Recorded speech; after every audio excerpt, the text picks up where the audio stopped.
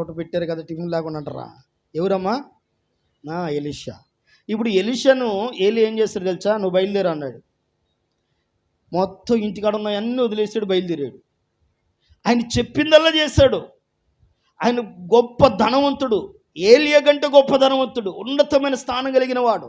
అయినను సరే ఏలియా ఏమైతే చెప్పాడో దాన్ని తూచా తప్పకుండా పాటించాడు. అది వెంబడించడం అంటే. యేసుక్రీస్తు ప్రభువారు అన్నాడు, నన్ను వెంబడించండి. నన్ను వెంబడించువాడు తనకు తాను ఉపేక్షించుకొని తన సిలువని ఎత్తుకొని నన్ను వెంబడింపవలను అన్నాడు. అర్థమైందమ్మా? ఆయన వెంబడించాలంటే ఏం చేయాలంట?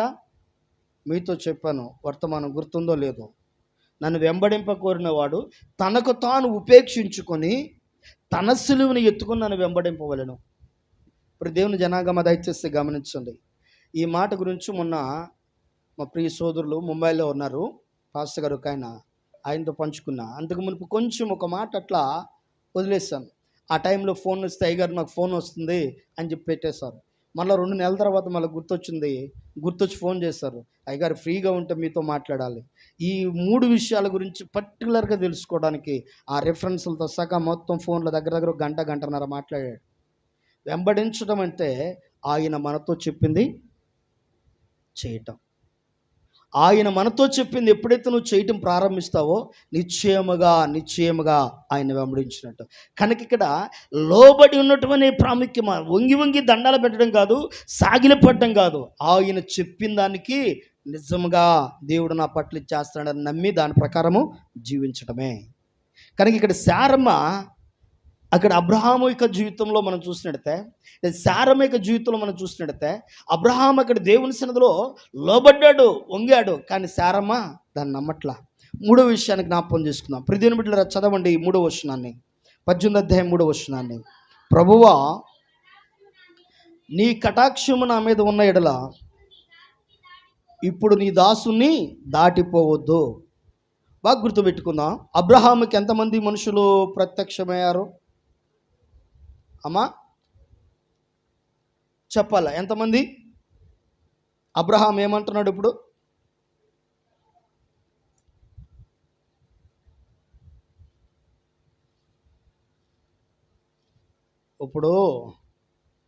ఫంక్షన్ పిలిచారనుకో, వచ్చారనుకో, వచ్చిన వాళ్ళని ఒకళ్ళనే పలకరిస్తే కదమోళ్ళు ఏమంటారు?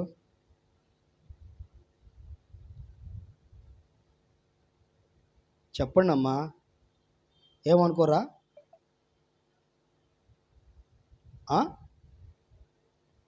ఏమనుకోరా? అక్క బాగున్నావు అన్న, 5 వచ్చారు. 5 వస్తే అక్క బాగున్నావు అన్న, 5 వచ్చారు, అన్న బాగున్నావు అన్న. ఏమంటారు ఇప్పుడు ఏ అన్నాను అనుకోవాలా, ఏ అక్కని అనుకోవాలా? ఇక్కడ యేసుక్రీస్తు ప్రభువారు ఆయన పరిశుద్ధాత్మ దేవుడు, తండ్రి అయిన దేవుడు, 3 ప్రత్యక్షమయ్యారు అక్కడ. ఈ 3 ప్రత్యక్షమైన అబ్రహాం ఏమంటున్నాడు తెలుసు? అక్కడ వివేచన కలిగి ఉన్నాడు. వివేచన గ్రహించాడు. నా దగ్గరకు వచ్చింది మనుషులు కాదు దేవుడు, నా దగ్గరకు వచ్చింది మనుషులు కాదు దేవుడు అని గ్రహించాడు. దేవుడు ఒక్కడే కానీ 3 కాదు అనుకున్నాడు. ఒక్కడే దేవుడు, 3 ఏకత్వం కలిగిన వారు. నేటి కాలం ముందు చాలామంది త్రిత్వం అనే మాటకు చాలా కన్ఫ్యూజ్లోకి వెళ్ళిపోతున్నారు. చాలామంది హిందూ సోదరులు కూడా 3 దేవుళ్ళు, వాళ్ళకి మనకు 3 దేవతలు దేవుళ్ళు అయితే వాళ్ళకి 3 దేవుళ్ళు అని చెప్పేసి అనుకోవడం ప్రారంభిస్తున్నారు. మనకు 3 దేవుళ్ళు కాదు. బాగా గుర్తుపెట్టుకోండి, ఒక్కడే దేవుడు, ఒక్కడే దేవుడు. ఆ ఒకే దేవుడు ఎలా ఉన్నాడు అనే విషయాన్ని మనకు జ్ఞాపకం చేస్తున్నట్టే ఈ రోజున ఒక చిన్న విషయాన్ని మీతో పంచుకుంటా. ప్రతిదిన బిడ్డలారా బాగా జ్ఞాపకం చేసుకుంది. ఒకే దేవుడు ఎలా ఉన్నాడు అంటే 3 మనుషుల రూపంలో వచ్చాడు. ఒకసారి మీరు చదవండి యోహాను సువార్త 8వ అధ్యాయం 56వ వచనం. యోహాను సువార్త 8వ అధ్యాయం 56వ వచనం. మీ తండ్రి అయిన అబ్రహాము నా దినము చూతునని మీకుల ఆనందించును, అది చూసి సంతోషించను. ఎవరు చెప్తున్న మాట ఇది? ఈ మాట ఎవరు చెప్తున్నారు చెప్పాలమ్మా? ఎవరు చెప్తున్నారు? యేసు ప్రభువారు చెప్తున్నాడు. ఎవరు చూశారంట యేసు ప్రభువారు? అబ్రహాం ఎవరిని చూశారు? యేసు ప్రభుని చూశాడంట. అప్పుడు యేసు ప్రభు పుట్టాడా అమ్మ? పుట్టాడు అప్పటికి? చెప్పండి అమ్మా, పుట్టాడా? 3000 చిల్లర ఉంది సంవత్సరాల కాలం, 3000 సంవత్సరాల చిల్లర కాలం ఉంది. అర్థమైందమ్మా? అంటే ఈ మిడిల్లో అబ్రహాం అంట యేసయ్య ఎలా ఉంటాడో చూడాలని ఆశపడ్డాడంట. అంటే దేవుడు మానవుని రూపంలో ఈ భూలోకానికి వస్తే ఎలా ఉంటాడో చూడాలని ఆశపడ్డాడంట. చూడాలని ఆశపడిన అబ్రహాము దగ్గరకు దేవాతి దేవుడు 3 మనుషుల రూపంలో ప్రత్యక్షమయ్యారు. మనుషునిగా దేవుడు ఉంటే ఎలా ఉంటాడో చూడాలని అబ్రహాము హృదయ వాంఛను దేవుడు తీర్చాడు. ఈరోజు నీ హృదయ వాంఛను కూడా దేవుడు తీరుస్తాడు. ఆమేన్. అయితే నువ్వు చేయవలసిన పని ఏమిటంటే, అబ్రహాము ఆ హృదయ వాంఛ తీర్చబడినప్పుడు అబ్రహాము గ్రహించాడు. ఏమని తెలుసా? ఆయన ఒక్కడే, 3 కాదు, ఒక్కడే అని గ్రహించాడు. గ్రహించేమన్నాడు అక్కడ? బహువచనాన్ని వాడలేదు అక్కడ, బహువచనాన్ని వాడలేదు. ఏ వచనాన్ని వాడుతున్నాడు అక్కడ? ఏకవచనాన్ని వాడుతున్నాడు. ప్రభువా, నీ కటాక్షం నా మీద ఉన్న ఎడల నన్ను దాటిపోవద్దు. ఏకవచనాన్ని. అదే 3 దేవుళ్ళు అన్నట్టయితే 3 వచనాలు వాడాలి. ప్రభులారా అన్న పదాన్ని వాడాలి. అవునా కదా? ప్రభులారా అన్న పదాన్ని వాడాలి. ప్రభులారా అన్న పదాన్ని వాడలేదు అక్కడ. ఏమడుతున్నాడు? ప్రభువా, నీ కటాక్షం నా మీద ఉన్నడలా నన్ను దాటిపోవద్దు. రోజున ఒకసారి గమనించండి, దేవునికి సన్నిధిలో ఇట్టి కృప కలిగిన దేవుడు, ఇట్టి ఆశీర్వాదాన్ని ఇచ్చే దేవుని సన్నిధిలో ఇట్టి ఆశీర్వాదాన్ని తన భర్త అనుభవిస్తున్న తన భార్య ఎలా ఉందో తెలుసా? సందేహాన్ని కలిగింది. తన భార్య ఇంకా సందేహాన్నే కలిగి ఉంది. దేవుని ప్రత్యక్షత చూసిన అబ్రహాం ఏమో సైలెంట్గా ఉంటే తన భార్య ఇంకా సందేహంగానే ఉంది. ఈ రోజు నేటి కాలం ముందు చాలామంది ఒకరేమో ఆత్మ సంబంధమైన విషయాల్లో ముందుకెళ్ళాలంటే మరొకరేమో వెనక లాగుతూ ఉంటారు, వద్దు కుటుంబ ప్రార్థన పెట్టుకోవాలని భార్య ఉందనుకో, భర్త అంటే ఇప్పుడైంది కుటుంబ ప్రార్థనే, ఇప్పుడు కాదులే, బర్త్డేలు వస్తాయిగా, పాపం జీవితంలో అయ్యే ఇంకేం లేవు. ఇక అమ్మా, బర్త్డేలు వస్తాయిగా, మా నాన్న చచ్చిపోయిన రోజు ఒకటి వచ్చిద్దే, మా అమ్మ చచ్చిపోయిన రోజు ఒకటి వచ్చిద్ది, ఇంక జీవితంలో ఏమీ లేవు.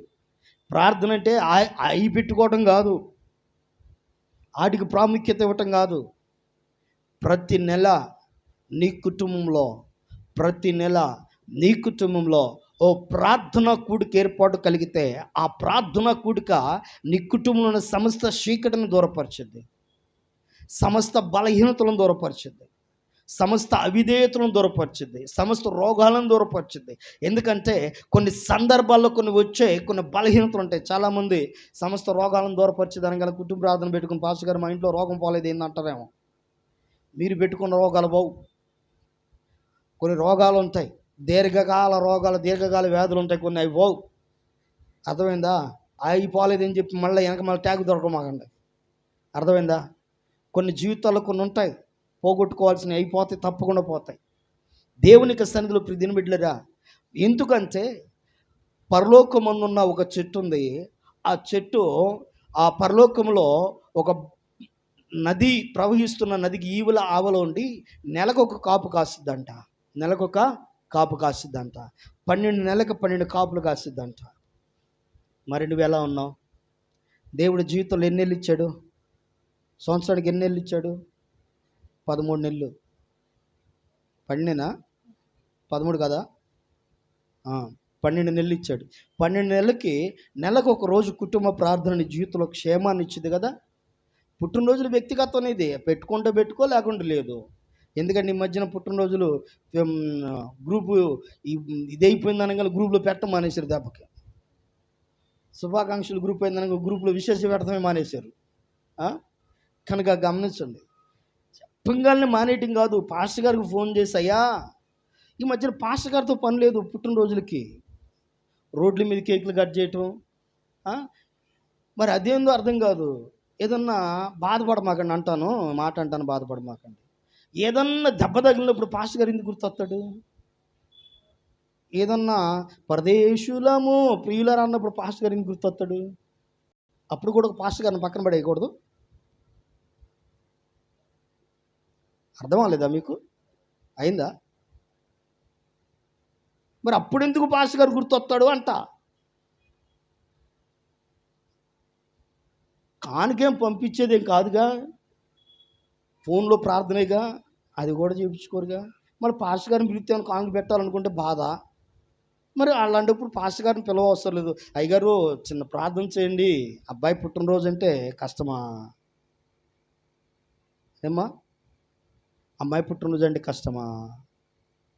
అయ్యా ఈరోజు మా పెళ్లి రోజు పాస్టర్ గారు కాస్త ప్రార్థన చేయండి అని చెప్పంటే ఇబ్బందా? కాదే. ఏదో అసలు మనకు దేవుని మందిరానికి నాకు సంబంధం లేదు, ప్రార్థనకి నాకు సంబంధం లేదు, పాస్టర్ గారికి మాకు సంబంధం లేదు, మేము బజారు మనుషులము, మేము బజార్లోనే ఉంటాము అంట, బజార్లోనే కేకులు కట్ చేసుకుంటా, బజార్లోనే ఏంది అది?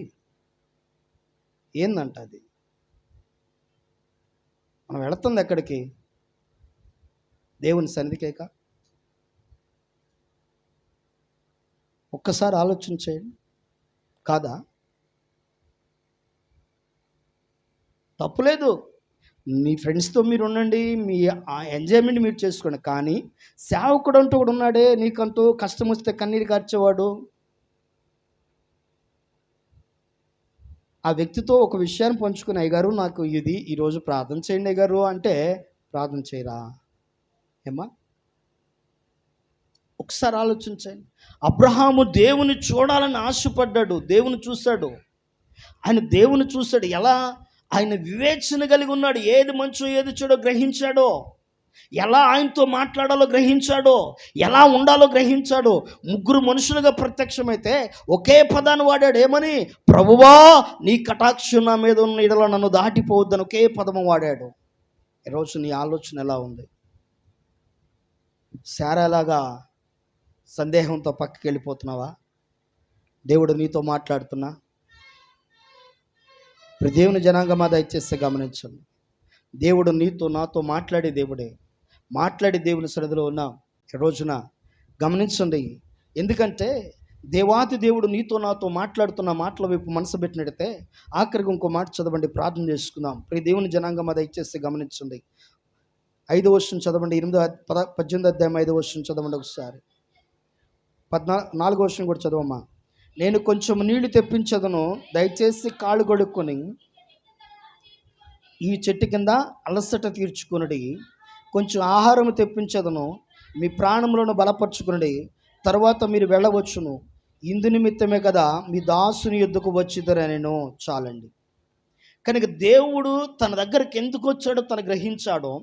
తను వెళ్ళి తన భార్యతో చెప్పాడు, కానీ భార్య మాత్రము గ్రహింపు లేకుండా ఉంది. దేవుడు మాట్లాడుతున్నా ఆ మాటను పెడచెవును పడేసే విధానంలో ఉన్నారు. నేటి కాలం ముందు చాలామంది కుటుంబాలు ఎలాగే ఉండిపోయాయి. నా ప్రియ దేవుని జనాంగమా దయచేసి గమనించండి. ఒకళ్ళు ఇది చేద్దామంటే దేవుని కొరకు ఇలా ఉందామంటే వద్దో కుదరదో. అందుకని దేవుడు అన్నాడు కుడి చేత్తో చేసేది అంటే అర్థం ఏంటి? నీ మనసులో ఉన్న ఆలోచన నీతోనే చేయాలరా బాబు, పక్కనోడితో పంచుకోకూడదని అర్థం. అర్థమైందా? నువ్వు చెయ్యాలనుకున్నది, నువ్వు దేవునికి ఇవ్వాలనుకున్నది, నువ్వు దేవునికి చేయాలనుకున్నది నువ్వే చేయాలా. పక్కనోడితో పంచుకుంటే ఏమైంది? అడ్డంగా ఊపుతారు. చేయకూడదో వద్దో ఇది తెలీదో అని అడ్డంగా ఊపేస్తారు. కనుక దయచేసి గమనించండి. దేవాతి దేవుడు నీతో చెప్తున్న మాట, నా ప్రియ సహోదరి సోదరుడా, పరిశుద్ధుడైన దేవుని సన్నిధిలో అబ్రహాము తను గ్రహించాడు, దేవుడి యొక్క ఆలోచన గ్రహించాడు. దేవుడు తన ఇంటికి రంగల తనకు భోజనాన్ని పెట్టడం ప్రారంభించాడు. భోజనం వండి పెట్టింది, కానీ సారా ఏం చేస్తుంది? సందేహంతో ఉంది. నేటి కాలం ముందు అన్ని పనులు చేస్తారు, కానీ సందేహం ఉంటుంది. అందుకని బైబిల్ లేఖన గ్రంథంలో ఒక మాట చదవండి, ప్రార్థన చేసుకుందాం దేవుని వాక్యాన్ని. మార్కు సువార్త పరిశుద్ధ లేఖన గ్రంథం నుంచి వాక్యం చదువుకుందాం.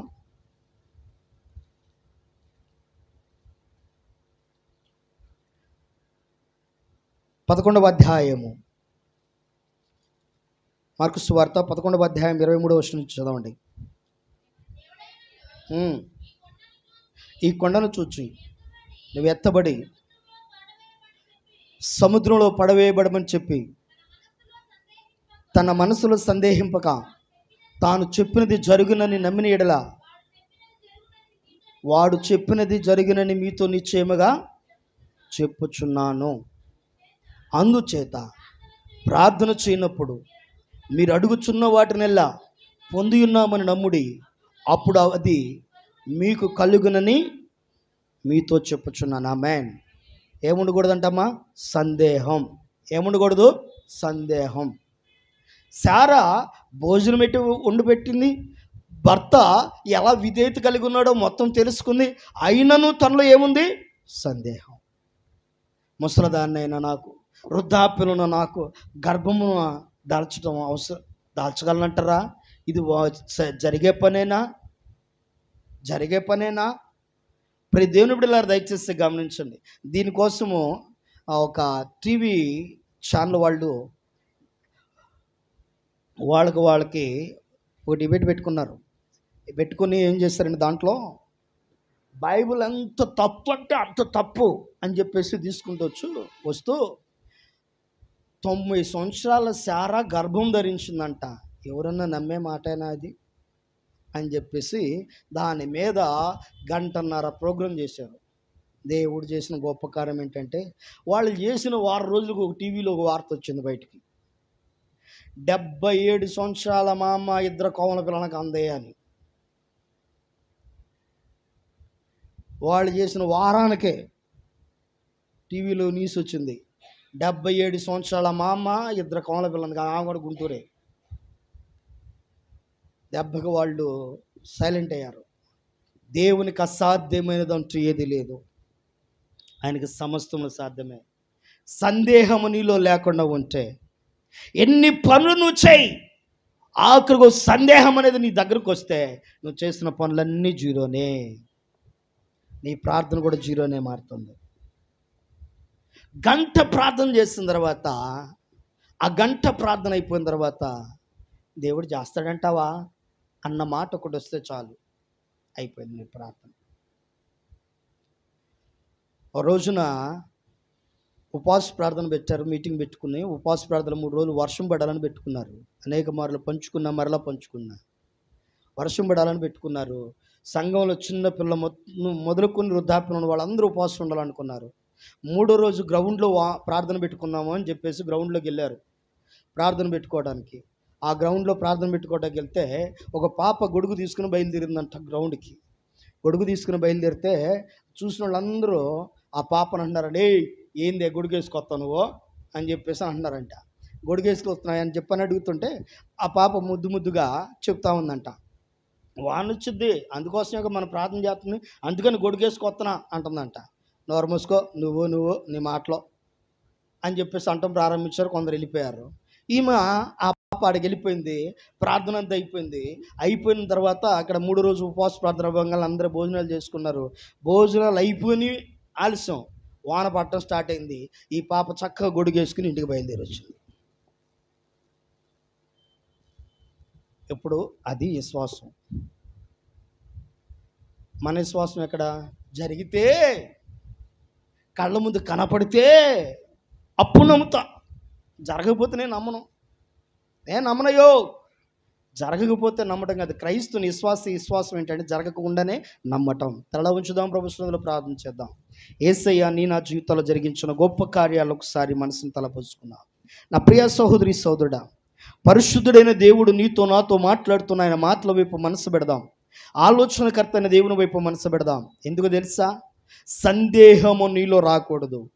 శారా తన జీవితంలో తన భర్త ద్వారా దేవుడు ఎలాంటి కార్యాలు జరిగిస్తున్నాడో, తన జీవితంలో ఎలాంటి గొప్ప కార్యాలు జరిగిస్తున్నాడో, తన భర్త దేవుని దగ్గర ఎలా ఉంటున్నాడో సమస్తమును చూసి కూడా, దేవుడు తనతో ఏం మాట్లాడుతున్నాడో సమస్తమును చూసి కూడా శారా తన మనసులో సందేహించింది. ఈరోజు నీవు కూడా అలా సందేహిస్తే, ఆలోచనతో నీ భక్తి జీవితాన్ని గడుపుతున్నావా? సందేహపూరితమైన ఆలోచనతో నువ్వు ఉంటున్నావా? అయితే నీ ఆలోచనలు మార్చుకో. సందేహపూరితమైన ఆలోచన నుంచి పరిపూర్ణంగా బయటకు రా. ప్రభా, ఇక నుంచి నా మనసులో సందేహించునయ్యా, ఇక నుంచి నీ మాటకు లోబడతాను.